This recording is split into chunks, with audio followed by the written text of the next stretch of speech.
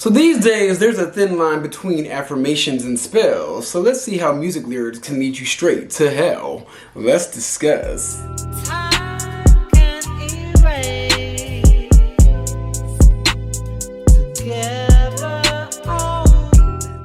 Just gotta show a little titty.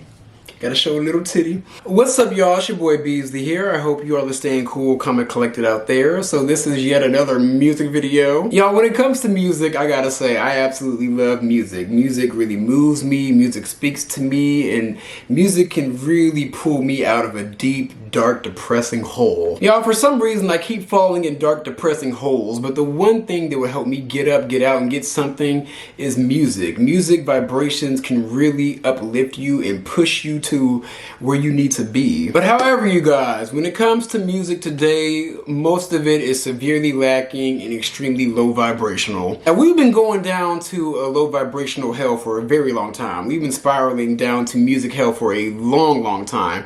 But I will say there is a good chunk of very uplifting and motivating artists that make high vibrational music, very high vibrational music. But at the same time, what's really pushed to us is low vibrations. I can very well speak to just this year alone. So the biggest genre, well, used to be the biggest genre of music, is rap music. Today now, for the most part, male rappers are on the decline. They're on the decline, and the female rappers are the ones holding up the ship. But despite the fact that most of the women are holding up the rap landscape, most of the music is wet pussy, booty hole brown music. The pussy rap and the booty hole brown epidemic has us in a very good firm chokehold. But I will say the biggest glimmer of hope was this year's Grammys. I thought this year's Grammys was amazing. It was an amazing showcase of very high vibrational music, but we have not elevated from there. It's like we have these very good, entertaining, high vibrational artists, but they're only pushed so far. The main ones that get pushed are the seasoned entertainers who are a pubic hair away from retirement, and once they go in that retirement, we're not going to have 1/10 of the people to even try to fill their shoes. But the main reason I brought you guys here to this video is because I want to talk about how music is literally controlling us. I feel like we all know it, but nobody has really spoken to it. I mean, there's people out there that speak to it, but a lot of people don't really believe it. So believe it or not, but music and vibrations that come from music can affect each and everyone's chakras. If you guys don't know what chakras are, we have 7 of them. Really, we have 12, but to the masses, we have 7. So we have the root chakra, which is down here in the groin, the sacral chakra, which is a little bit above the groin, the solar plexus, which deals with confidence, and that's your upper stomach, the heart chakra, which is your heart, the throat chakra, which some of y'all let get a lot of play, the third eye chakra, which a lot of y'all need to clean, and then the crown chakra, which a lot of y'all need to cleanse. But like I said, music is a vibration, and vibrations can literally affect your heart and also your mind. And I also say this saying all the time, that the key to your soul is your bussy hole, and the root chakra is located near the bussy hole. The root chakra deals with survival, being grounded in your situation, and making sure your basic needs are met. So songs that have very low, heavy vibrations like trap music and rap music can affect your root chakra, your bussy hole. And since rap music has very low vibrations and heavy bass, that can make you feel a little bit more primal and aggressive. The algorithm, you know what I'm saying, the 808. The 808 exists in the lowest chakra of your body. The majority of content that's related to the 808 is killer or sexual content. The original 808s was even off pitch. So that meant it's an actual sound in the track that you don't realize is there that is fucking up your entire frequency. But another example on the opposite tip, songs like gospel and very up-tempo pop music can affect your upper chakras like your heart, your throat, and your crown. And songs like that with higher vibrations instill positivity and also really help you elevate your heart, your mind, and your throat. That's kind of the reason why gospel singers, for the most part, sing very high. And that's why singers like Mariah Carey instill very positive vibrations. Love you, girl. So with that being said, what exactly do you do when rap music and trap music is now that mainstream music that everybody listens to and wants to imitate, that literally pushes widespread low vibrations onto the masses? So we gotta rewind a little bit and do a little history lesson. So rap music started started in the 80s, the early 80s. And back then it wasn't really popular. It was very, very niche. But in the 90s, that's when rap music really caught on. Now, even though I love these artists, back in the 90s, we had the likes of Tupac, NWA, and Lil' Kim casting spells on the black community, making everybody turn out to be gangsters, criminals, and whores. Tupac, to me, started out very positively. Like, his rap was very, like, positive and uplifting. However, after he got out of jail and went down to Death Row Records, that's when there was a complete shift in his music. I ain't a killer, but don't push me. Revenge is like the sweetest joy next to getting pussy. Now, when Tupac first started out, to me, he kind of had, like, a very flamboyant, like, he was like a rap superstar to me. But when he went to Death Row Records, that's when he went more gangster rap. And on top of that, his music was a lot slower, and it felt a lot darker. A lot of people looked up to Tupac, and then when he transitioned into the thug version of Tupac, a lot of people imitated being basically a thug. On the other hand, with NWA, they went straight out the gate with gangsta, gangsta. Like, they were gangster rappers. They were thug rappers. The music was dope. The music was amazing. I didn't really listen to it until I got into high school, personally. That's when my older brother used to drop me, we went to school together, and that's all he would play was NWA. If you guys watch the NWA biopic, you can see how anti-police and against the police they were. Like, it was an all-out war between NWA and the police. The fuck the police song, like, that shit caused a lot of vitriol. What it also did was cause a lot of the masses to say fuck the police, especially with all of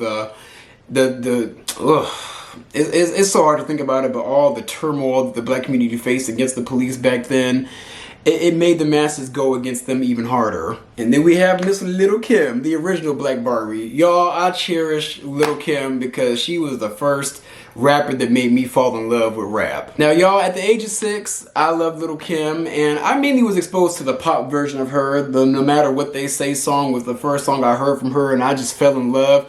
But even at the ages of 9 and 10, I was singing I Used to Be Scared of the Dick. Now I throw lips to the shit. Yes, at the age of 9 or 10. But people that were more grown back then fell under the Lil' Kim spells, and they started to move and be a little more promiscuous and dress a little bit overtly sexual to match that Lil' Kim energy. Y'all, her music was raunchy. It was raunchy, but it caught on because of the vibration she was putting out throughout those spells, and on top of that, nobody ever saw somebody like Lil' Kim. Crazy though, Lil' Kim back then was a role model because everybody liked her, they liked the way she looked, and everybody wanted to be like her. Come here, talk to me, Chanel. How old are you?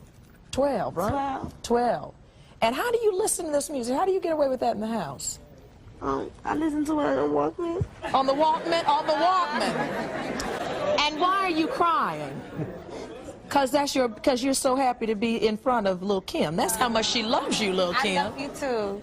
Now, Chanel, some people are concerned. What would your mommy do if she knew you were listening to words like that? But she wouldn't let me listen to it because it has so much cursing and stuff in it. Mm-hmm. So let me ask you, a nice little girl like you, what you doing listening to music like that? How would you answer that? I like it. You like it. How do you help little 12-year-olds like this understand that the music that they're listening to should not affect their lives? We're concerned about 12-year-olds singing about sex like this. Yeah. So what do you say, Lil' Well, Pam? I definitely think that Chanel is too young, but mostly I think that she listens to it for the sound and for me being a young, positive, black young woman doing my thing, you know what I'm saying, and getting over a hump. And I want you to make sure you keep God in your life.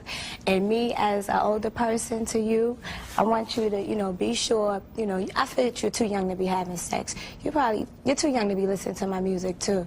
But if you're going to listen to it, make sure you do the right thing. Don't go out and have sex for the wrong reasons. Y'all, the music literally hypnotized us into thinking that it was okay to be a whore. And now we fast forward to the 2000s, which, looking back on it, was one of the greatest periods in music history, you guys. I'm telling you, every single genre was popping at the same damn time. I mean, yeah, a lot of people will always say the 80s and the 90s was the best eras in music, and that's a hard argument to fight against, but at the same time, you guys, the 2000s was 100% lit. But in the 2000s, introduced a new genre of rap, which was called crunk rap, and it was pioneered by Lil Jon and the East Side Boys, Lil Scrappy, and also Crime Mob. Sidebar, but Crime Mob would have been nothing nothing without Diamond and Princess. Those two girls carried that group. Now, from my old age and memory, I don't really remember who came first. I know Lil Jon was a producer behind the scenes for some years, but I will say that Crime Mob's Nuck If You Buck was my first introduction to crunk rap music. I come to the club, shaking my dreads. Y'all, that song used to have me hyped, you guys. That song made you want to fight. I didn't even know if I could fight, and I wanted to fight. Then we have Lil Jon and the East Side Boys. One of the main songs I remember that inspired this fight genre of rap music was What They Gon' Do, featuring Lil Scrappy. And speaking of Lil Scrappy, his entire rap career was crunk rap fighting music. He was actually on Nuck If You Buck.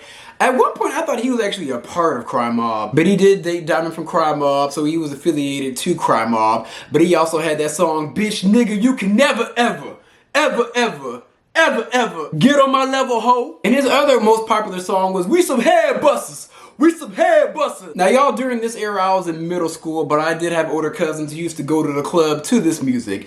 Anytime you heard one of these songs in the club, it inspired the whole entire club to start fighting. And y'all, this was around like 2004-ish, 2005, all the way up until like 2007. And I would always hear my older cousins and my older brother talking about how, oh, this fight happened last night, or oh, this fight at the club happened this night. These songs were played in the black community for days, and it inspired a lot of fights to happen at these clubs. So there was a secret song, well, not a secret song, there was a pop song that dispelled all that fighting after the club. What was that pop song, you guys ask? It was Miley Cyrus's Party in the USA.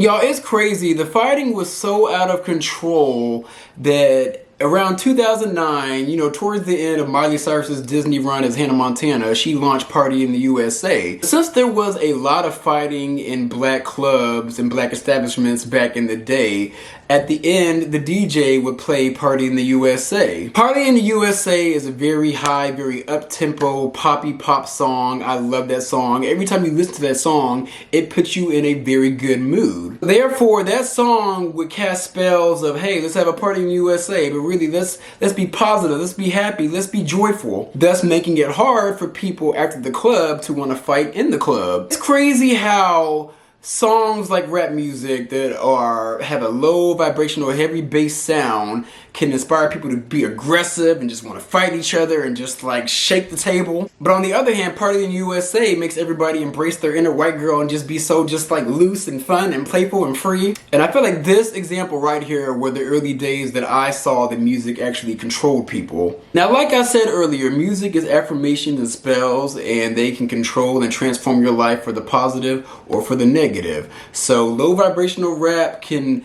literally make your life be in a negative way where you're just angry and just want to fight somebody. But something that's uplifting and positive, like Party in the USA, can make you more positive and upbeat and just want to spread love and joy. But y'all, as I got deeper in college, in 2012, I will never forget the first time in person that I really saw how music controlled people was when Trinidad James's All Gold Everything came out. All Gold Everything was a massive hit, and the biggest, most memorable line in that hit was, "Pop to Molly, I'm sweating." Woo! Pop the Molly, I'm sweating. Pop the Molly, I'm sweating.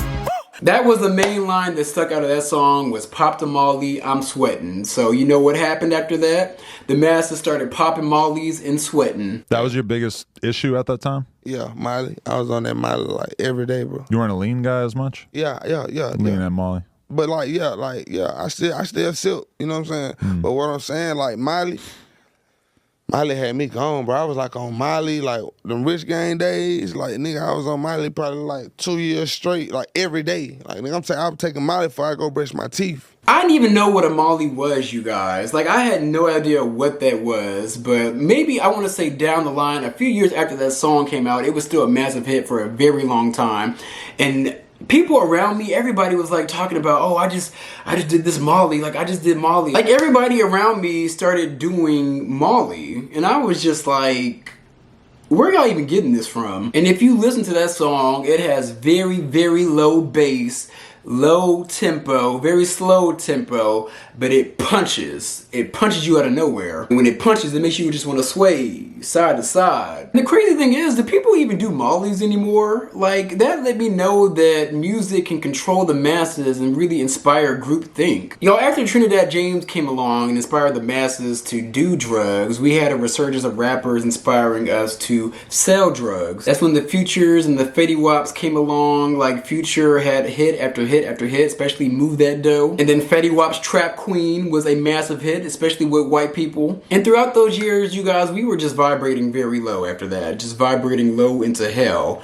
Up until Solange's A Seat at the Table came out. Y'all, before Solange dropped A Seat at the Table in 2016, I didn't really take Solange seriously as an artist. I just was like, okay, you're the Proud Family girl, you just make music for the fun of it and the fuck of it. However, you guys, when she dropped that album hit me harder than a 10-inch dick. Y'all, that album was everything.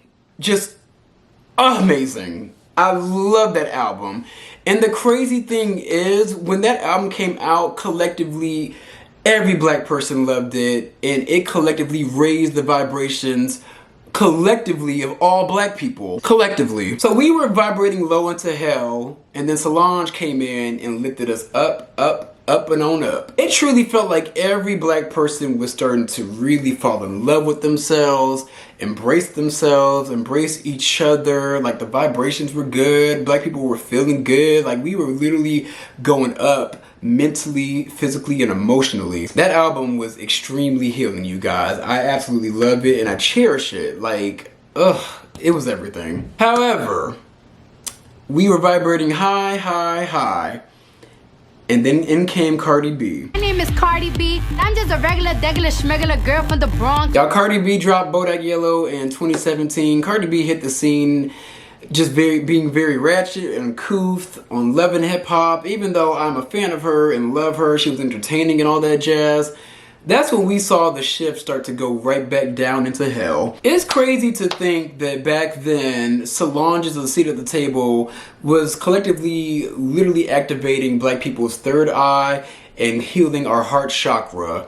And then it took Cardi B to come in and distract from that and dispel all that shit. And then after Cardi B, it was the City Girls, and then it was Megan Thee Stallion, and then it was Booty Hole Brown. Now, y'all, I'm not a hypocrite, because I can admit I love all these artists. Like, I love the City Girls, and I tolerate Sexy Red. Her music is catchy, but it's a little Zeus network for me. But we started vibrating a little low, even though we had like good talent out of Cardi B, Megan Thee Stallion, and Iggy Azalea. But even though we had the talent from them, it took the City Girls and Sexy Red to lower those vibrations. So despite the pussy rap being poppy but still having good talent, we had the City Girls and Sexy Red on this hand just lowering those vibrations down past hell. Now, don't get me wrong, like, I loved every single album of the City Girls.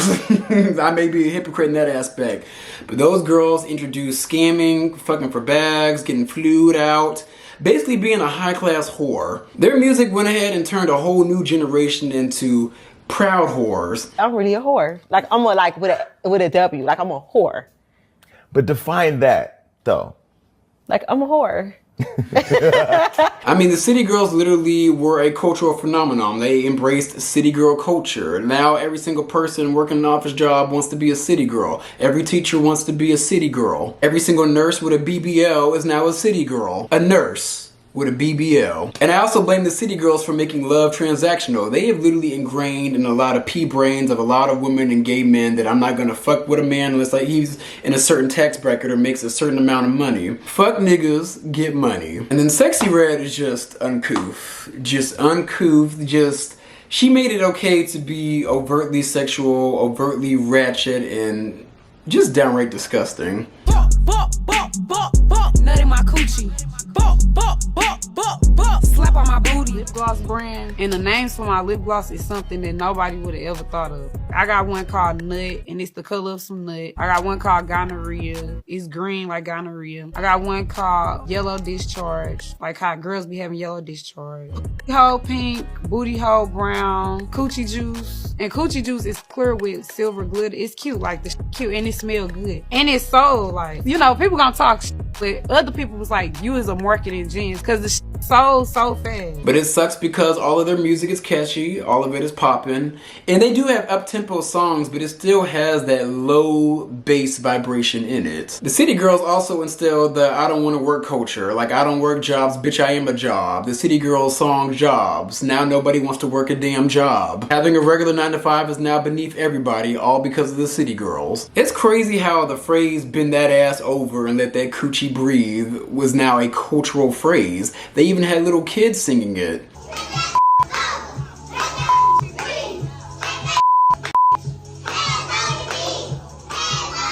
Now I will say, who am I to judge? Because I was singing at the age of 9. I used to be scared of the dick, now I throw lips to the shit, so hey. But at the end of the day, this shit is not okay. And I hate to say, but I had to talk about her anyway. I want to talk about Beyonce. Y'all, I'll never forget during the height of the pandemic, Beyonce's hips TikToks on my dance, on that demon time. She'll start an OnlyFans. That affirmation just created a whole entire era of digital hoeing. Y'all, literally after that big fat ass affirmation and spell that was spread to the masses, literally every Tom, Dick, and Harry ran out and got an OnlyFans. And then on the male side of things, like I mentioned earlier, we had Future and Fetty Wap rapping about dealing drugs, but later on down the line introduced a new generation of Gen Z rappers that rapped about doing drugs. This new generation of trolls included XXXTentacion, I always mess his name up, Trippie Redd, NBA Youngboy, Tekashi 6ix9ine, Lil Boochie Vert, and a slew of other male mumble rappers that were doing drugs and also got locked up for doing drugs and selling drugs and trafficking drugs. And briefly off topic, Future himself and Fetty Wap also inspired this generation of rappers to have multiple baby mamas, creating a baby mama epidemic. And a lot of these women aspired to be rapper baby mamas because rapper baby mamas became instant influencers. Now with me, it's hard to fully go in depth and dissect a lot of their music because this whole generation of rap, that generation, the slow mumble rap generation, I for the most part completely like shut it out. I wasn't fazed by it. I just thought it was a bunch of bullshit, to be honest with you. And it's definitely had a negative effect on society and these kids. What's up, y'all? Beasley from the future here. Two things that I also wanted to add to this video. I will never forget when Lil Uzi Vert had a concert and he went ahead and let his audience know that basically they're all going to hell with him. Before everybody starts screaming and saying, oh, like I told y'all earlier, you motherfuckers entered the rapture. And if ain't nobody flying up to heaven right now, obviously all y'all motherfuckers going to hell right with me. So let's get it. Oh, you already here. I'm so sorry. You can't get out. You're stuck. It's over.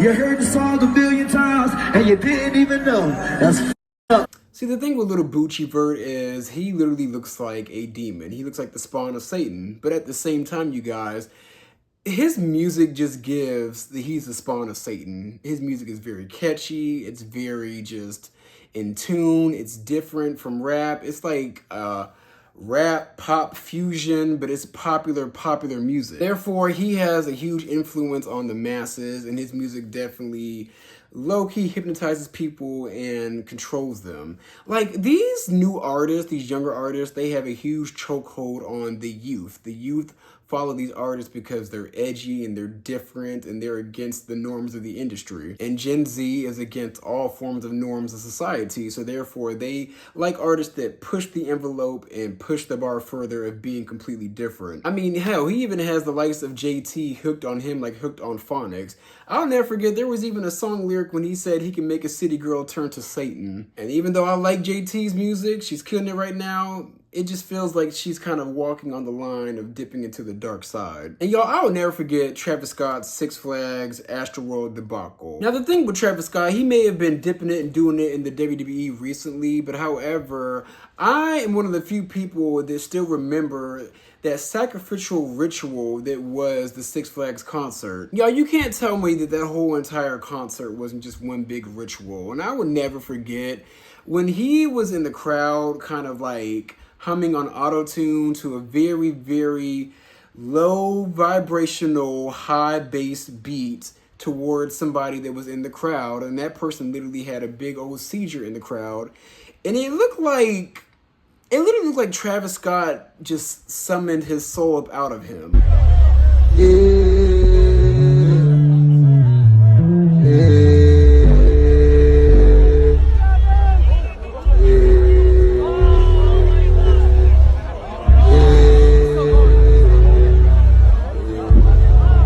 So these are definitely two examples of how these newer generation of rappers have a chokehold and influence on the youth.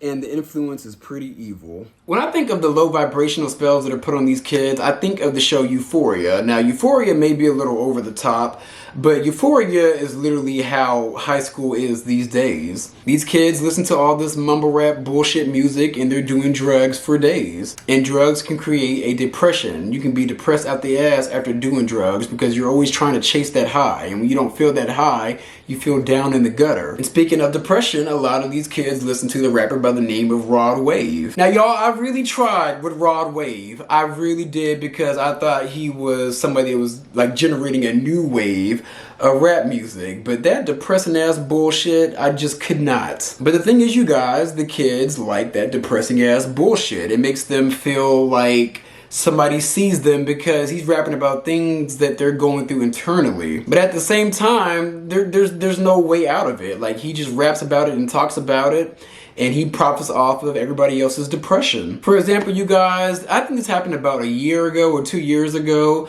Rod Wave was actually on tour, and it was a successful tour, but his opening act was Ari Lennox. If you guys don't know who Ari Lennox is, she makes really good R&B music. I love her music. My favorite song from her is Chocolate Pomegranate, which was a very underrated song. I don't know how that song didn't become a hit. She made these things about love and sex, sometimes heartbreak, but a lot of her songs are very like uplifting and sensual. But y'all, the Rod Wave fans were not having it with Ari Lennox. They didn't want her upbeat, up-tempo songs or her R&B love songs. They didn't come there to have a good time. They came there to dwell and cry. It's sad because I hate the fact that Ari Lennox has been disrespected immensely in this whole entire musical landscape, but she even opened up with the fact that her being on Rod Wave's tour was literally the worst tour she's ever been on in her entire life. Don't fucking play with me. Stop that shit. I'll fuck you up. Who did it? Who the fuck did it? Who the fuck did it? I'll fuck your ass up. Cause I'm gonna say that I'm a real ass bitch and I will fuck your shit all the way the fuck up. Don't you ever disrespect a beautiful black woman on the fucking stage like that. I'm gonna fucking fuck you up. Yeah, every fucking night when I got on stage, I was fighting for my life. I was never comfortable. I just remember every show just racing to get off stage, racing to get through my set. And then I found a spot where I was comfortable and I started trying to communicate with the audience. And then when I realized they were getting angry at me affirming them, I was like, okay, you're getting angry that I'm affirming you. This is not my crowd and it'll never be. And that's all right. That's all right, you know what I mean? So it was tough. Like, it was tough and it was heavy on my soul, like feeling that energy, especially the day when the bottle happened, because that side of the stage, like, I felt the energy. I wasn't surprised that it happened. I felt it. It was, first of all, it was just all darkness. But that was just the icing on the cake, y'all. I snapped. It was the worst tour of my life and I snapped. Then speaking of depression and anxiety, we had the likes of Doechii, who's a megastar now, with that damn anxiety song. Y'all, I love Doechii, but I can't even with that anxiety song because it's literally a spell triggering your anxiety. She literally says anxiety, anxiety, anxiety. Sorry to cast a spell. But that song's a massive hit, mainly off the backs of the Somebody That You Used to Know song, which is one of my favorite songs. She took that entire beat. Whenever that song comes on, you're thinking that you're going to hear that song, but nope, you hear Anxiety. Again, sorry y'all. I just think it's absolutely crazy that a lot of these hit songs that are phenomenal songs literally have the lyrics that are casting spells upon you and leading you off a cliff. And my solution to all of this is, I mean, quite simply, I don't really have one. I mean, to keep it a buck, you guys, I'm still going to listen to the majority of this music. Like, I don't even know why you're listening to me. But I just want to make you guys aware and mindful of what you're listening to, because it can have a positive or negative effect on you. And if you have kids, be careful and be cognizant of what these kids are listening to, because these days, these kids are smart, yet they're dumb at the same time. They are technology smart, but they are life dumb. And you need to watch everything that is being injected in these kids, because they could literally end up being a bum. But I'm gonna cut this video short because I have to go water my cat. So let me know what you guys think about how music and vibrations, the musical vibrations, are literally controlling you. And what was the first song that made you realize that, wow, everybody's a damn sheep? But those are my views. Be sure to like, comment, and subscribe. I'm gonna come back at you guys with some more content.